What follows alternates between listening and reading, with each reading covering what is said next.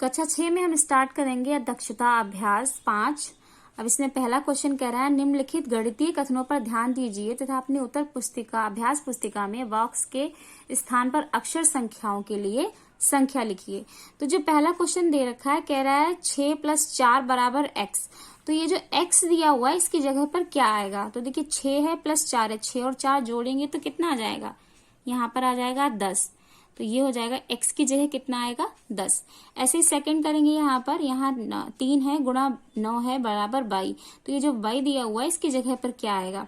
तो ये दोनों संख्याएं दे रखी हैं यहाँ गुणे में, यहाँ प्लस में थी तो जोड़ दी, यहाँ गुणे में है तो गुणा करेंगे, 9 तियां हो जाएगा 27। तो जहां पर 22 है वहां पर होगा 27।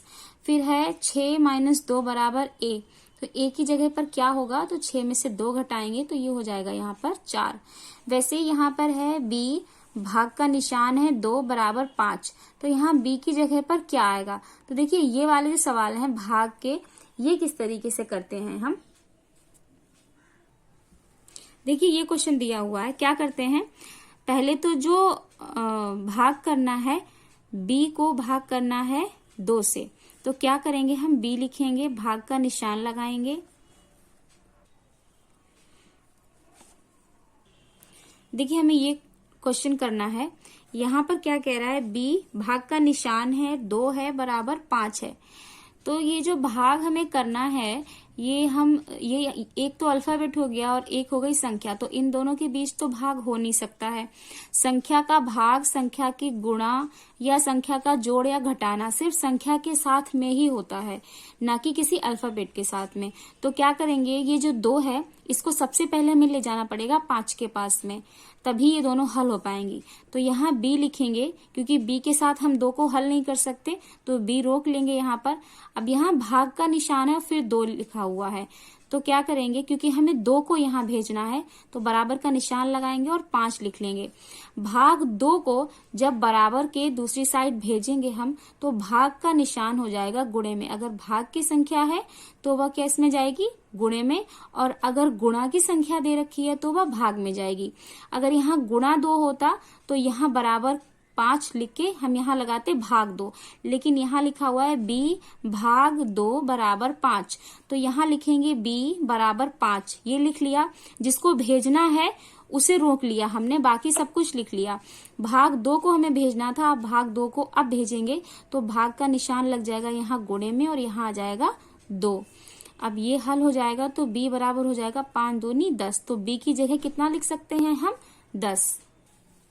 तो यहाँ लिख देंगे हम b की जगह पर 10। अब देखिए यहाँ 10 है, यहाँ भाग 2 लिखा हुआ है, तो 10 को जब हम 2 से भाग करेंगे तो कितना आ जाएगा? 5, क्योंकि 2 के पहाड़े में 5 बार में ही 10 आता है।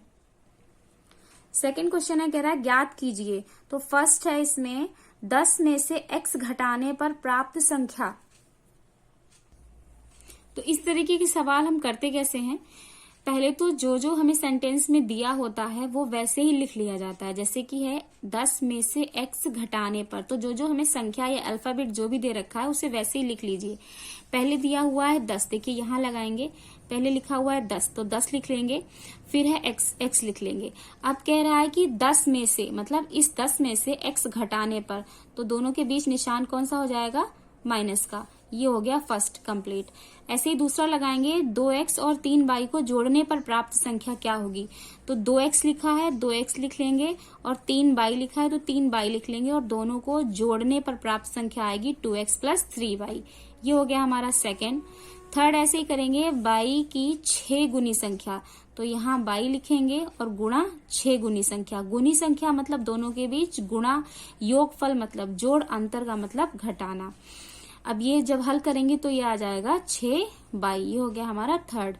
अब है फोर्थ, कह रहा है a में 3 का भाग देने पर, तो a लिखेंगे और किसका भाग देने पर? 3 का। तो आप ये भी लिख सकते हैं a भाग का निशान और 3, या फिर आप लिख सकते हैं a/3। ये दोनों हमारे उत्तर सही होंगे।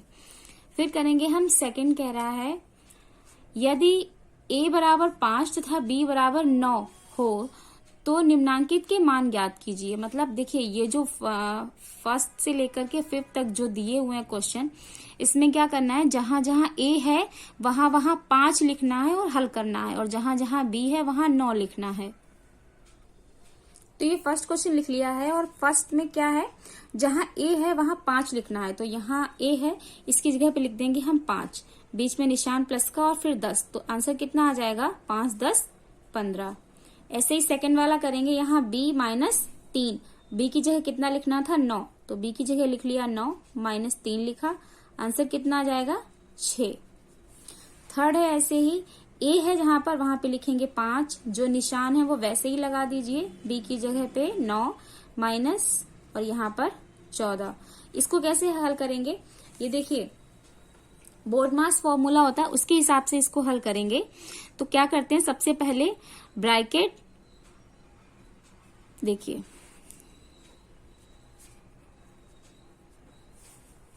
ये होता है फॉर्मूला हमारा बोर्ड मास का। इसमें क्या करते हैं, सबसे पहले ब्रैकेट को हल करते हैं, फिर अगर ऑफ लिखा हुआ है का तो उसे हल करते हैं, फिर डिवाइड, फिर मल्टीप्लाई, फिर ऐड और फिर सब्ट्रैक्ट। तो यहाँ पर है ऐड, सबसे पहले जोड़ेंगे और जोड़ने के बाद में फिर घटाएंगे।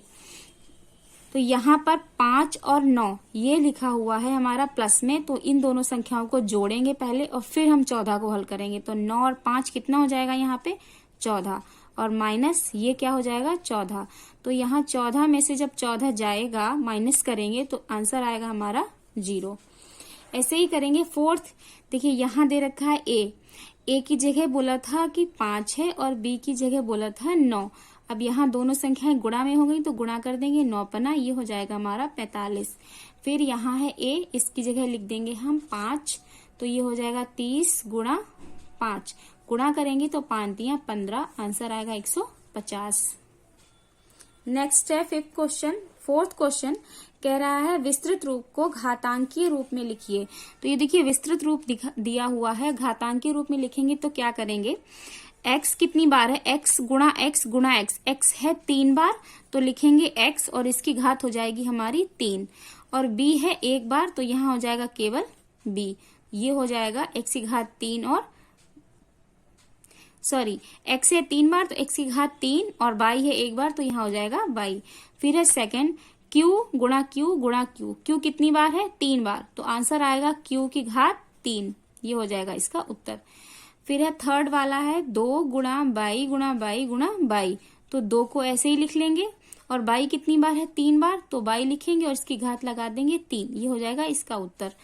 फिर है फोर्थ में क्या करेंगे, 5 है 3 बार तो 5 की घात कितनी लिखेंगे हम, 3 गुणा x गुणा बाई कितनी बार है, 3 बार तो गुणा बाई की घात 3, ये हो जाएगा फोर्थ का आंसर। फिर है फिफ्थ में क्या करेंगे, m कितनी बार है, 4 बार तो m लिखेंगे और m की घात लगा देंगे 4, ये हो जाएगा इसका घातांकीय रूप। अगला है फिफ्थ क्वेश्चन कह रहा है निम्न रिक्त स्थानों की पूर्ति अपनी अभ्यास पुस्तिका में कीजिए। तो देखिए यहाँ 10 गुणा 10 गुणा 10 कितनी बार है, 3 बार, तो इन्होंने 10 तो दे दिया लेकिन घात नहीं लिखी है, तो घात कितनी लगाएंगे यहाँ 3, ये जो बॉक्स है यहाँ लिख देंगे हम 3। उसके बाद नेक्स्ट ये वाला बॉक्स, इसमें क्या लिखेंगे, यहाँ देखिए और क्या बचा है t, तो t लिखेंगे इसके अंदर। अब ये वाला बॉक्स इसमें घात लगेगी तो t कितनी बार है, 1 2 3 बार है तो इस बॉक्स में यहाँ लिख देंगे 3, इस बॉक्स के अंदर लिखना है यहाँ पर 3। फिर सेकंड क्वेश्चन कह रहा है 4 गुणा 4 गुणा 4, 4 कितनी बार है, 3 बार, तो इन्होंने 4 तो लिख दिया लेकिन घात नहीं लिखी, तो घात कितनी लगा देंगे यहाँ पर 3, 4 की घात 3 हो जाएगा ये। फिर है ये वाला थर्ड क्वेश्चन करना है 6 तो लिख दिया इन्होंने लेकिन ये यहाँ पर क्या नहीं लिखा है, p की घात लिख दी है लेकिन p नहीं लिखा है, तो p की घात 2 हो जाएगी, और q कितनी बार है, 3 बार, तो q दिया है लेकिन इसकी घात नहीं दी तो यहाँ लिख देंगे 3। फिर इसको फिल करेंगे जब, तो यहाँ है s गुणा s गुणा s, s कितनी बार है, 3 बार, तो देखिए घात दे दी लेकिन बीच में नहीं फिल किया यहाँ पे, तो यहाँ लिख देंगे s, और t की घात है 2 तो यहाँ लिख देंगे t की घात 2। अब 6 है, कह रहा है अधोलिखित कथनों को देखकर इनमें चर और अचर छांटिए। तो ये जो हमारे पास क्वेश्चन दिए हुए हैं इनमें चर और अचर क्या है? चर क्या होता है?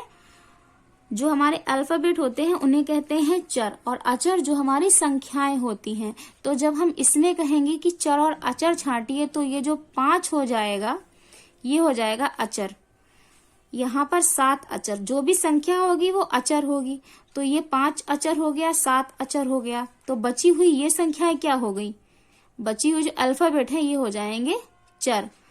यहाँ पर अल्फाबेट बचे हैं ये भी हो जाएंगे चर, सभी ये सारे अल्फाबेट हो जाएंगे चर, ये भी सारे अल्फाबेट चर। ये घात दे रखी है। घात का मतलब ये नहीं है कि ये वही संख्याएं हो गई हैं। घात का मतलब ये है, देखिए a की घात 3 है तो a आप 3 बार लिख सकते हैं, और b 5 बार है तो b आप 5 बार लिख सकते हैं।